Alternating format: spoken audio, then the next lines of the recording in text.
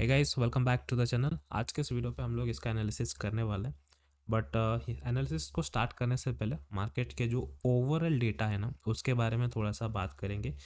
इसके पीछे रीज़न इसीलिए है कि मैंने इसको ही क्यों चुना। बाकी और भी बहुत सारे लिस्ट मतलब अवेलेबल हैं, तो उनको मैंने क्यों नहीं चीज़ चूज़ किया, मैंने इसको ही क्यों चूज़ किया, उसके बारे में हम लोग बात करते हैं। क्योंकि ओवरऑल अभी क्या लगता है ना कि आपको कि मार्केट अगर करेक्शन आता है तो हमें किसी में भी एंट्री प्लान नहीं करना चाहिए, फिर किसी पे भी देखना नहीं चाहिए।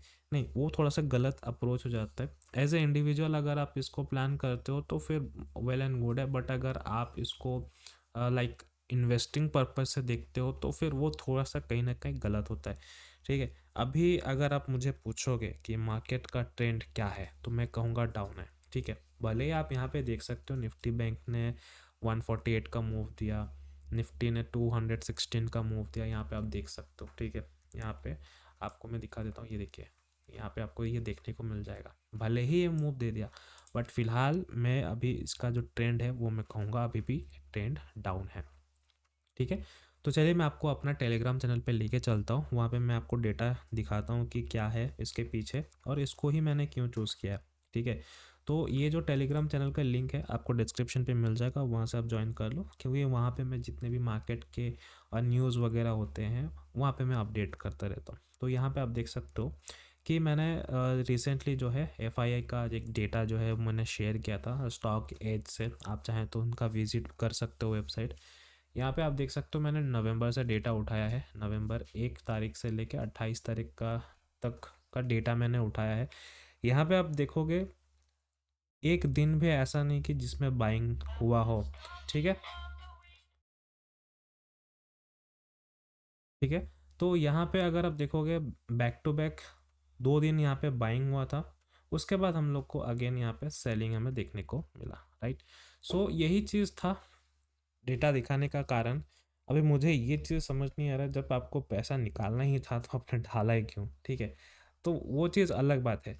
बट यहाँ पे जो मैं डेटा आपके साथ शेयर कर रहा हूँ वो मैं आपको ये बताना चाहता हूँ कि देखिए नवंबर से इतना सेलिंग हुआ। ठीक है, मैं नवंबर का डेटा ले रहा हूँ, नवंबर मंथ पूरा सेलिंग हुआ। ठीक है, लेकिन अगर आप इस स्टॉक को अगर आप देखोगे, जो कि मैं आपको डेली पे पिक्चर दिखाता हूँ। ठीक है, यहाँ पे अगर आप देखोगे नवंबर को हम लोग यहाँ से देख लेते हैं। नवंबर को ये देखिए, नवंबर 18 तक का सेलिंग हमें देखने को मिला, वापस एक बाइंग क्रिएट हुआ है, ये चीज़ आप देख सकते हो। और ये जो सेलिंग स्टार्ट हुआ है ना, मैं तो ये कहूँगा कि ये सितंबर से ही सेलिंग स्टार्ट हुआ है। बट आप एक चीज़ यहाँ पे ये नोटिस करो, जो हम लोग का ये एक सपोर्ट एरिया है आप बोल सकते हो, ये एक रेजिस्टेंस एरिया है। देखिए रेजिस्टेंस ब्रेक किया है। ठीक है, हमारा जो नेक्स्ट रेजिस्टेंस एरिया है वो होता है ये, जो कि ये भी ब्रेक किया है कहीं ना कहीं। ठीक है, अब अगर आप इसकी रेजिस्टेंस एरिया की बात करो, इस वाले हाई को, ठीक है, इस वाले हाई को मैं अगर मैं बात करूं ब्रेक किया है। ठीक है, उसके बाद अगर आप देखोगे लो जो है ना वो बहुत कम ब्रेक हो रहा है। इनफैक्ट जब भी लो हिट कर रहा है ना वो एक सपोर्ट ले रहा है यहाँ से और इस तरीके से मूव ऊपर जा रहा है। तो यहाँ पे अगर आप देखोगे डेली पे ही मुझे ये समझ आ रहा है कि कहीं ना कहीं इसका जो ट्रेंड है वो भी बहुत स्ट्रांग है, और इस स्टॉक में जो भी प्राइजेक्शन बन रहा है वो भी काफ़ी बढ़िया बन रहा है। तो इस पे मैं सोचा कि चलो एक ट्रेड प्लान करना चाहिए। ठीक है, तो ट्रेड प्लान करने के लिए मैं सबसे पहले आपको मंथली का भी पिक्चर दिखा देता हूँ। देखिए मंथली में ओवरऑल ऑलमोस्ट कह सकते हैं ऑल टाइम हाई के आसपास अभी चल रहा है। ठीक है, और यहाँ पे ये कैंडल फॉर्मेशन क्या है मंथली पे, जो कि आप अगर देखोगे मंथली का आज नवंबर 30 तारीख है, जो कि आज हम लोग का मंथ एंड हो जाएगा। जो हम लोग का नेक्स्ट ट्रेडिंग सेशन होगा वो होगा 2 तारीख से, और 2 तारीख में यहाँ पे मुझे लगता है कि एक न्यू पॉजिटिव बनना चाहिए कि भाई नवंबर में सेलिंग है, अभी दिसंबर में तो शायद ना आए। अभी मार्केट तो मेरे हाथ में है नहीं जो कि मैं बोल दूँ कि सेलिंग नहीं आएगा। राइट, बट हम लोग यहाँ पे आते हैं वापस टॉपिक पे। जैसे कि ये मंथली का पिक्चर दे सकते हो, यहाँ पे क्लोज हो चुका है। अब हम वीकली पे स्विच करेंगे। वीकली पे आप देखोगे पिक्चर बहुत ही सिंपल नज़र आ रहा है मुझे। ठीक है, क्योंकि अगर आप देखोगे इसको मैंने डेली पे अगर मैं ब्रेक किया ना तो आपको क्लियरली समझ में आ जाएगा, और मैंने ब्रेक करके भी समझाया था। ठीक है, यहाँ पे अगर आप देखोगे ये जो ओवरऑल एरिया है ना, ओवरऑल एरिया आप देखो ध्यान से, ओवरऑल एरिया को इसने क्लियर कट ब्रेक किया है, ठीक है। अब कौन सा लेवल ब्रेक किया, आप मुझे बोलोगे ये वाला लेवल ब्रेक किया। अगर मैं इसका सपोर्ट ड्रॉ करूँ कुछ ऐसे, ठीक है, तो इस तरीके का आप देखो ना कि प्राइस आया तो सही, लेकिन यहाँ पे सपोर्ट लेके प्राइस ऊपर भी गया। तो आपको ये चीज़ वीकली में ही दिख जाएगा, ठीक है। मुझे इसमें एक्सप्लेन करने की कोई ज़रूरत नहीं थी, बट स्टिल अगर आप देखोगे मुझे इसका प्राइस एक्शन अभी जो इसका वीकली का जो एक सपोर्ट एरिया है, आप बोल सकते हो यहाँ है, ठीक है। इसको थोड़ा सा और ऊपर अगर आप लेना चाहते हो तो ले सकते हो, ठीक है। तो ये सारी चीज़ें थी वीकली पे। अब हम लोग डेली पे समझते हैं, डेली पे क्या पिक्चर हम लोग को देखने को मिल सकता है। तो डेली पे अगर आप देखोगे, डेली पे अगर आप देखोगे, मुझे एक चीज़ समझ आ रहा है कि इसमें अभी कोई भी रेजिस्टेंस एरिया नहीं है जिसके वजह से मैं ये कह सकूं कि वहाँ पे सेलिंग आने का चांसेस है। अगर यहाँ पे सेलिंग आएगा तो हो सकता है कुछ न्यूज़ आ जाए उसके वजह से एग्रेसिव सेलिंग आ जाए, या फिर अगर मार्केट थोड़ा सा डाउन रहता है तो उसके वजह से थोड़ा सा डाउन आ सकता है।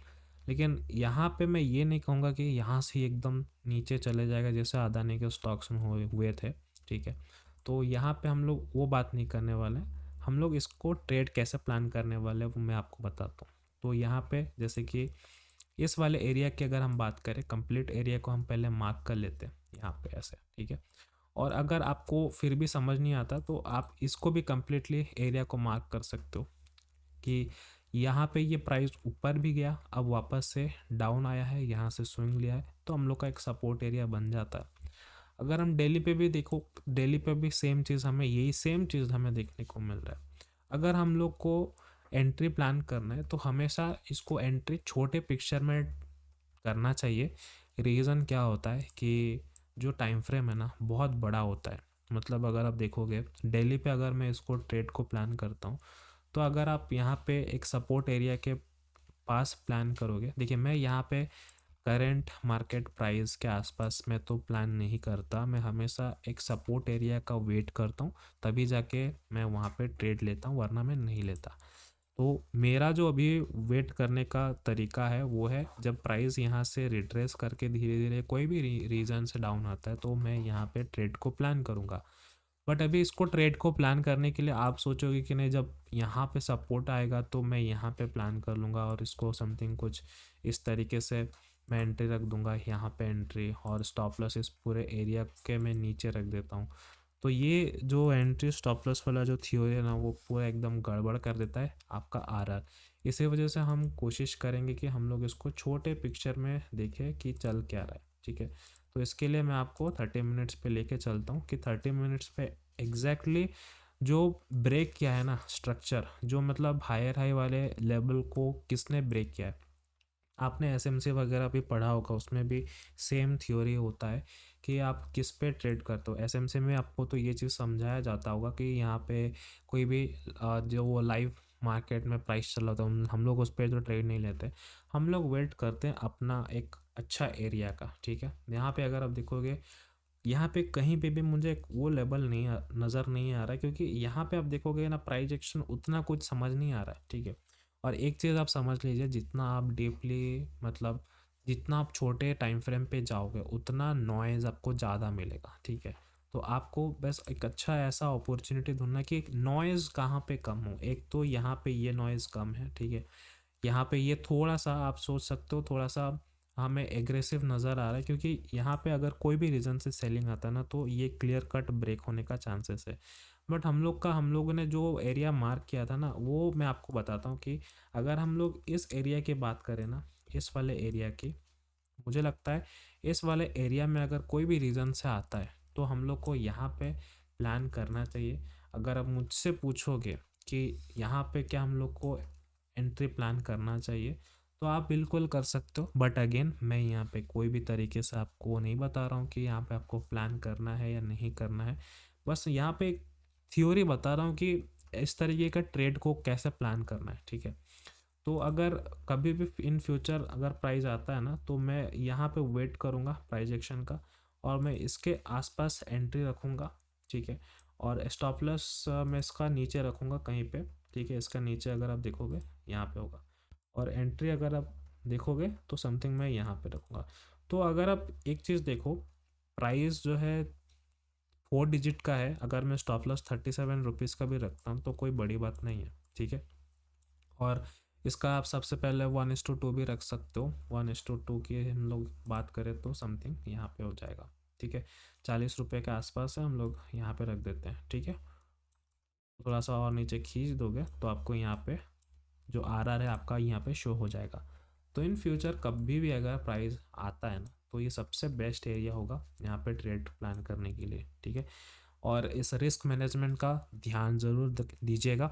और अगर आप इसको, इस सेटअप को टेस्ट करना चाहते हो तो आप पेपर ट्रेडिंग से टेस्ट करो, रियल मनी से टेस्ट करने का कोई ज़रूरी नहीं है, ठीक है। हो सकता है ये बिल्कुल स्टॉप लॉस हिट करे, बट हम लोग का जो रिस्क मैनेजमेंट है वो आपका बहुत हेल्प करेगा, राइट। सो उम्मीद करता हूँ आपका ये जो स्टॉक था आप इसको वॉच लिस्ट में रखोगे और इस पे आप ट्रेड करोगे, पेपर ट्रेडिंग करोगे, राइट।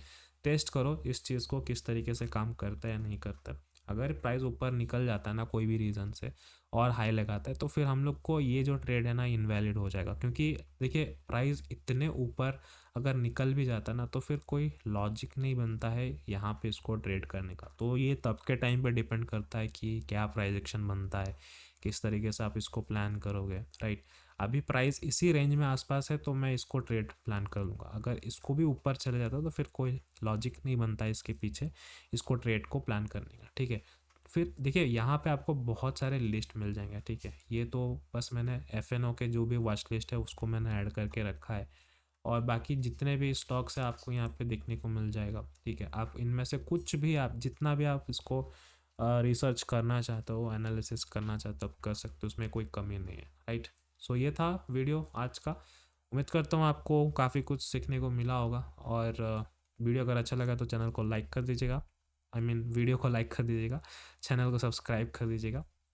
मैं आपसे मिलता हूँ अगले वीडियो पे, बाय।